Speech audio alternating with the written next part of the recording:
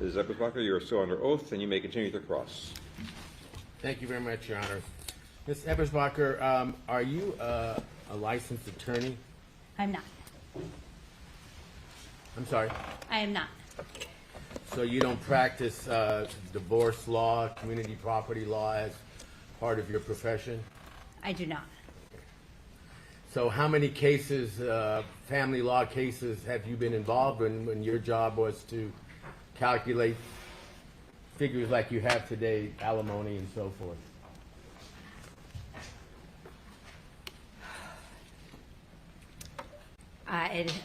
It has to be more than, if it's not 1,000, I'd be really surprised. And in those cases, all of the parties were represented by counsel, correct? Almost all of them. And if there's litigation, you don't do the litigation. The attorney for the divorce or parties getting a divorce would handle the litigation, correct? Argument, yes. Okay. And all of the factors that you've talked about here would be part of every divorce case if it's litigated and not settled, correct? The 4320 factors? Yes. Yes. And those factors would be considered if the case settled, which is the primary goal initially in a divorce case. Is that right? Yes, that's always the goal. Now, in terms of guidelines, doesn't LA County have its own guidelines regarding divorce and figures and calculations that you've gone through? No. You're not aware of any guidelines that LA County has that would be specific to LA County as opposed to some other county in the state? Are you talking about for child and spousal support amounts? Yes. Well, LA County uses Santa Clara County. Okay, and you've used those calculations as well? Right, that's the 40-50 calculation, 40% minus 50% calculation that I was talking about for temporary spousal support, and a much more complicated one for child support, and we use computer programs to do those. And is it true that for a time period there was no taxes on alimony? Up until 2018, the end of 2017, there was no tax on federal or state alimony. And, So, I'm sorry. And then, I'm sorry, she is. and then, as of 2018, there is no more. Now it's non-deductible, non-taxable for federal purposes, but still taxable, deductible for California purposes. Just spousal support. So at the time of Mr. Sementilli's death in January of 2017, child support was, alimony was not taxable. Is that correct? In 2017, it was taxable, deductible. Okay. So deductible from your tax returns, That's correct. which would increase the amount that you would keep yourself, obviously. Right. When it's taxable, deductible, there's an amount that benefits both parties, actually. And isn't there a presumption in California or a guideline where if you have been married more than 10 years, your marriage is considered to be a lengthy marriage? They refer to it as a long-term marriage. And this marriage was 20 years, correct? That's correct, about 20 years. So that would be a factor as well in determining how long the alimony would be and what the amount would be, correct? Not the amount, well, maybe a little bit to the amount, but the length, yes. The longer the marriage, the longer the alimony. Is that a fair statement? It's one of the factors. Did you consider the 20-year factor here when you talked about spousal support for 3 to 5 years, I believe? I did. And you thought that was correct for a 20-year marriage, that 3 to 5 years was the appropriate time to use in figuring out what the benefit of divorce would be for Mrs. Sementilli? Based on all the factors together, I used 5 total years. Okay. Now, What about the lifestyle? You mentioned lifestyle. What about the lifestyle of the parties? Does that at all affect, or is that considered in determining the amount of alimony? It is. And can you explain briefly how that works? Typically, we refer to it as the marital standard of living. And if the parties had a very nice lifestyle, and we try to calculate some kind of rough number that or really exact number that represents that lifestyle. And then if one party or the payor, someone paying the support to the other, happens to be able to support both households at that amount, they pay up to that amount. Essentially, it creates a little bit of a ceiling so that if by chance they made some extraordinary amount, they would only pay up to that marital standard of living. In most divorces, the parties can't afford to pay both two lifestyles when they separate into two homes. But it is a factor if it can be done. Did you consider that factor at all in this case involving Mr. Sementilli and Mrs. Sementilli? I did. And how did you factor that in, if you can tell us? Well, I considered the fact that I did look at their lifestyle. I understood that Ms. Sementilli was not employed. She wasn't working a full-time job outside the home. I understood that she had a personal trainer, that she was going to this, she had a club membership, that it seemed like she had a very nice lifestyle. So I looked at whether it was appropriate to do a marital standard of living analysis. In other words, look at the total amount that would include their savings, spending, compensation, essentially try to understand their lifestyle. But the amount that came up as support is was not high enough that it seemed like it was going to meet the marital standard of living. So, What about vacations, clothes, cars? Is that included in lifestyle? well, it is included in lifestyle, but typically a long-term marriage includes not just what you're spending, which is the vacations, the cars, all those things, but it's everything you save and it's everything you invest, right? So what we do is we look at the total of your tax returns, net of your taxes, and that's your pot of money, right? That's everything you have to spend, and you divide that by 2. So that captures everything. These parties also had credit card debt. Credit card debt, typically courts don't like to say, we're going to also include credit card debt in your marital standard of living. So again, we're back to tax returns.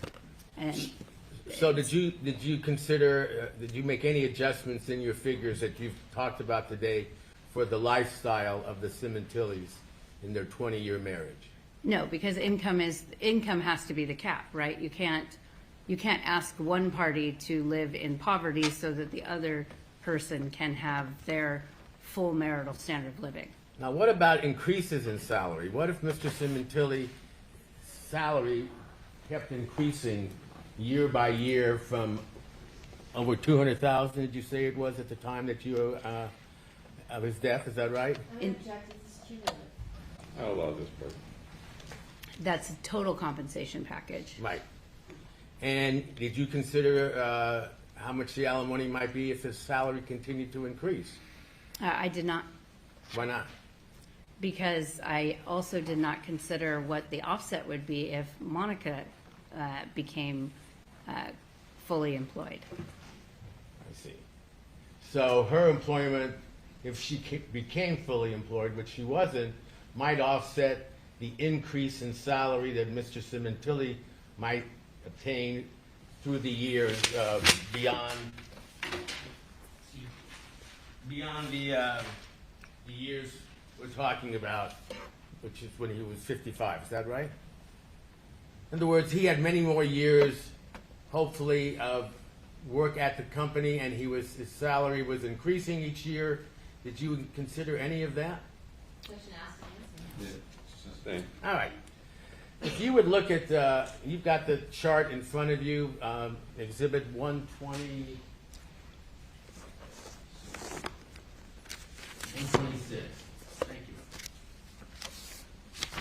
One of the largest figures on that chart appears to be the P&G stock options on line 16, I believe it is. Is that right? That's right.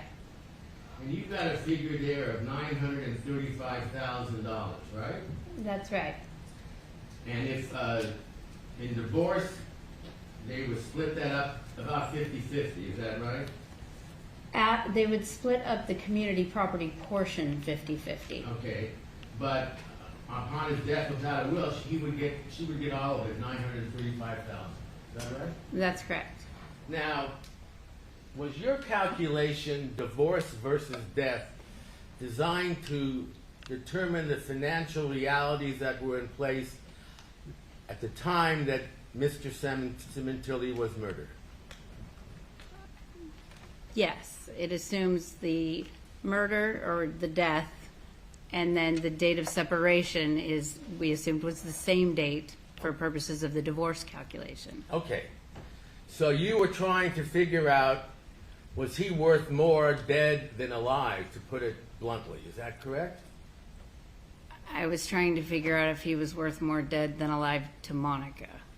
On the date of his death, correct? Not necessarily, because in California, we value assets as of the date of trial. So to the extent that assets were increasing or changing value, like the house, for example, or the stock or 401k, as those things are changing in value, and once they are actually divided or sold or whatnot, when that happens, then that value is used. And that's the divorce scenario you're talking about. Well, divorce Right. or in some cases, if at death it wasn't sold or provided until after the fact. Okay, but in divorce, as the value of the home increases, that's considered by the court. The value of stock, his salary, all that could play out during divorce proceedings, correct? No, well, you're including salary and other things. So salary, no. After separation, your salary is yours. Stock that is vesting is separate property. When I say yours, that's separate property. Stock options that you earn are yours.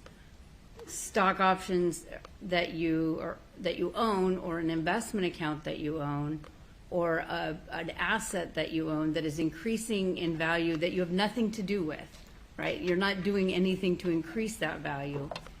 That remains community property, and that is divided at whatever time the dissolution actually occurs. So it could be, for example, I used 2 years for temporary support. It could be 2 years later. But I'm talking about in this case where Mr. Sementilli was murdered, and he died in 2017, January 23rd, all right? You figured the value of, under the death calculation, the value of those assets that are up on the board, that's Exhibit 126, at the time of his death, correct? They're not necessarily at the time of his death, just like the date of separation values are not necessarily on that date. Well, when you say separation, this isn't the case, obviously, where husband and wife separate and then they decide whether they're going to stay together and so forth and so on, and whatever the rules are for that. This is a case where Mr. Sementilli died, correct? He was murdered. That's correct. All right. So on that date, your determination was, what was he worth to Mrs. Sementilli on the date of his death versus had they gotten a divorce. Is that a fair statement? That's not correct. Why not? because this is, my first assumption is that the date of the murder is also the date of separation. The date of separation is the date at which we start dividing. So that's the date when his salary started to become his own. So he received salary for 6 months after that. He receives vesting of his stock.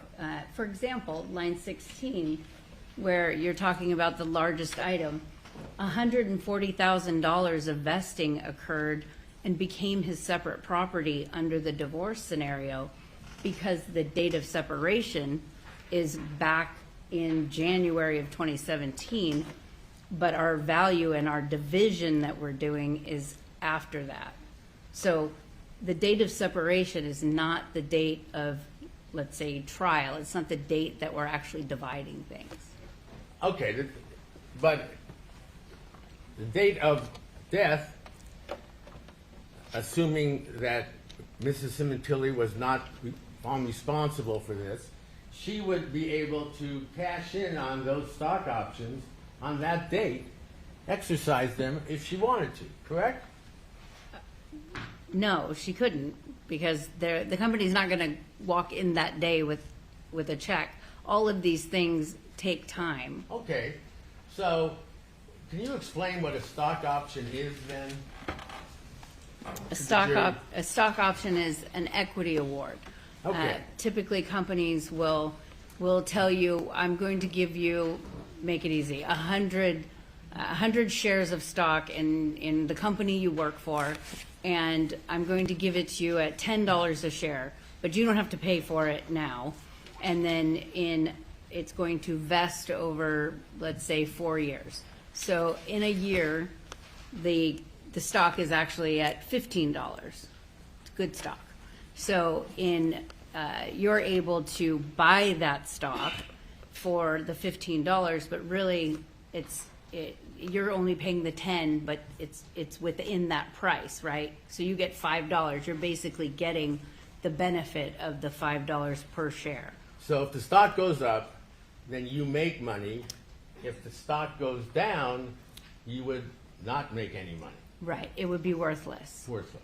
There But are, since they gave it to you, you wouldn't lose anything. Again, Your Honor, could you just finish her answer? Did you finish? there are also equity-aligned cash bonus plans where a company will just issue what they call phantom stock, and they just issue you X number of shares. They're not really shares. They essentially, you receive, those are grants. They just issue you either the actual shares or just an amount that aligns with shares, and you get that value vested over a certain number of years. All right. What was it in this case? Stock options. Okay.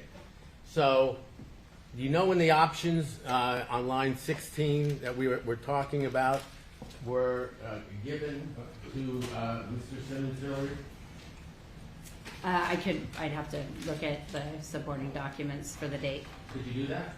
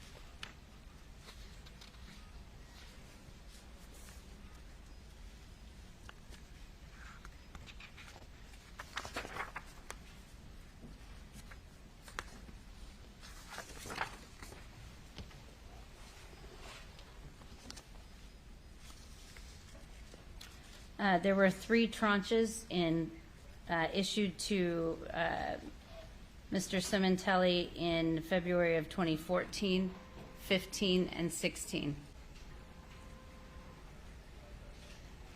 Okay. And how long did he have to wait, assuming he wanted to exercise those options, how long would he have to wait before they vested? In other words, assuming the stock went up and he wanted to cash in 2-3 years later, could he do that?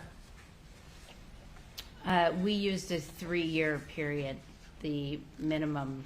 Okay. So in this case, the options that were issued in 2014 would have vested by that calculation in 2017. Is that right? And that's correct. Okay. So in 2017, at the time of his death, those options could have been cashed in, correct? That's correct. And do you know what the value of those options were? That is what he would have made, what profit he would have made on those options had they been cashed in as of January 2017? I don't know if we did that calculation. That would be based on what the stock was on that date, correct? That's correct. And the same with the other two options that were received in 2015 and 16. The portion that vested. The portion that vested. Some of those two would vest as well, would have vested by 2017. Is that right? The portion that was issued and had vested. Okay. So, assuming upon his death in January or February, March, April, May, into June, if Mrs. Sementilli wanted to cash in those options, she could have done so, correct? At least some of them? Assuming she could have gotten access to them at that point. Well, how do you get access to options that have been provided to you by the company you work for? In the death scenario, I suppose. No, assuming Mr. Sementilli lived, at some point, was he not informed that he was being provided options of stock in Procter & Gamble? If you're talking about a divorce scenario, he couldn't I'm not talking about a divorce scenario. I'm talking about when the options were issued. You said 2014, 15, and 16. Is that correct? Yes. Okay. Mr. Sementilli was alive during those years, correct? Are you saying Mr. Sementilli? Mr. Yes. So you're talking about what Mr. Sementilli would receive? Yes. All right. I'll start with that. Mr. Sementilli would have been informed that he was being given options in 2014, 15, and 16, correct? Yes. Okay. And assuming Mrs. Sementilli knew about those options, upon his death or within the next few months, she could have cashed in some or all of those options, correct? I'm going to check that with Pablo's speculation. If she could access them from the company, I assume she could have. Okay, and one way of accessing them would have been if the company had informed her, sat down with her, and told her, these are all the financial realities of your husband at the time of his death. This is his pension plan, these are the options, this is vacation accrued, so forth. Assuming they provided her with all that information, they could have provided her with knowledge of the options as well, correct? This was now her separate property, right? I have no idea what the company's obligations were. Okay, but this became her property according to your calculation under the category of death. Is that correct? Yes. And you put a figure up there of $935,814, correct? That's correct. So if Mrs. Sementilli, upon the death of her husband, had cashed into those options because she was aware of them, she would have gotten $935,000 all to herself because there was no will? Is that what you're saying? That's correct. Well, do you know the price of Procter & Gamble at the time of January 20th, 2017? Not off the top of my head. How did you get to this figure of $935,000? That is the value as of February 2024. Okay, and how would you calculate the value as of February 2024? How'd you get to that figure? The number of shares times the share price.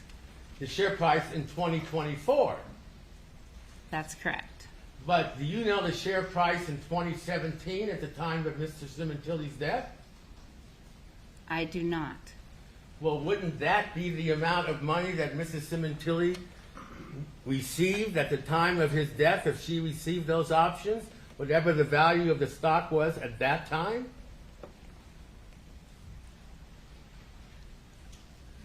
The calculation, I understand what you're asking. The amount that she would have, I did not calculate that. But that is the amount, whatever that amount is the amount that she could have obtained from those options had she exercised them at the time of his death or within a few months of that. I don't know what the company's obligations were, but I did not calculate that amount. You don't know that the company's obligations were to pay the amount due of when someone exercised those options based on the price of the stock at the time the option was exercised? Well, that assumes facts, not an evidence. Sustain. So, again, when you decided to decide or when you made your calculations on the death versus divorce chart and valued those options, you valued them at the amount of the stock, Procter & Gamble, at the time you valued them in 2024. Is that right? That's correct. And was that the time that the estate, which was one of the trustees was Mr. Rubin, is that the time that the estate exercised the options, if you know? Yes, I believe so. So they exercised them in 2024, right? Yes, And that's where you got that figure of $935,000. Is that right? yes. What if I told you that the value of those options on January 20th, 2017 was $74,730? Would that sound right to you? I do not know.